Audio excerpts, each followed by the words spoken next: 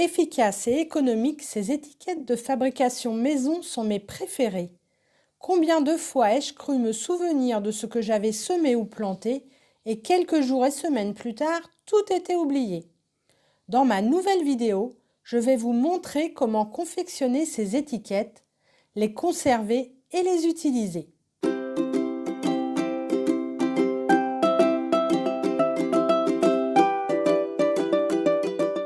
Je prends une bouteille de lait dont j'ai enlevé l'étiquette. Je l'ai ensuite rincée et laissée sécher. Vous pouvez faire la découpe avec de simples ciseaux ménagers. Je commence par enlever le fond et le goulot de la bouteille. Certaines bouteilles ont un plastique plus rigide à ces endroits et vos ciseaux ne parviendront peut-être pas à les entamer pour débuter la découpe. Dans ce cas, je perce la bouteille un peu en dessous du goulot avec un couteau pointu. Puis j'insère mes ciseaux et la découpe peut commencer. Une fois le goulot et le fond retirés, je découpe des bandes d'un peu moins de 2 cm sur tout le tour de la bouteille.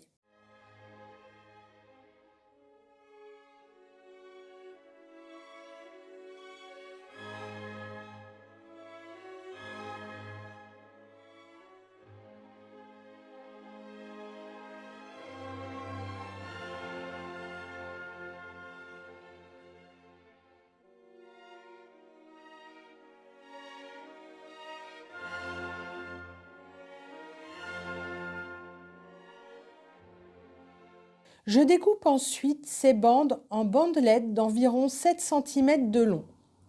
Pour avoir plus facile à les enfoncer dans la terre, je découpe une des extrémités en pointe.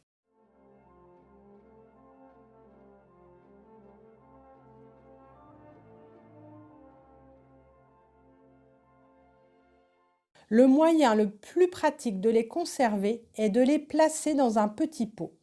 Vous pourrez ainsi les prendre plus facilement sans que tout ne se mélange dans tous les sens.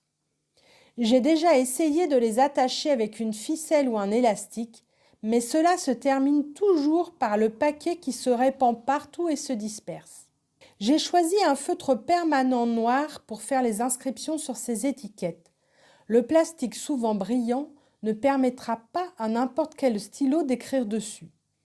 Avec ce feutre, vous pourrez arroser sans risque de perdre l'inscription. Les étiquettes pourront suivre vos plans en pleine terre sans problème en extérieur et résister toute la saison. Et ces étiquettes bien blanches seront faciles à repérer pour les retirer du jardin en fin de saison. J'utilise parfois des bâtons d'esquimaux en guise d'étiquette, mais les inscriptions ont tendance à s'effacer sur ce support plus poreux et les bâtons finissent par moisir en terre.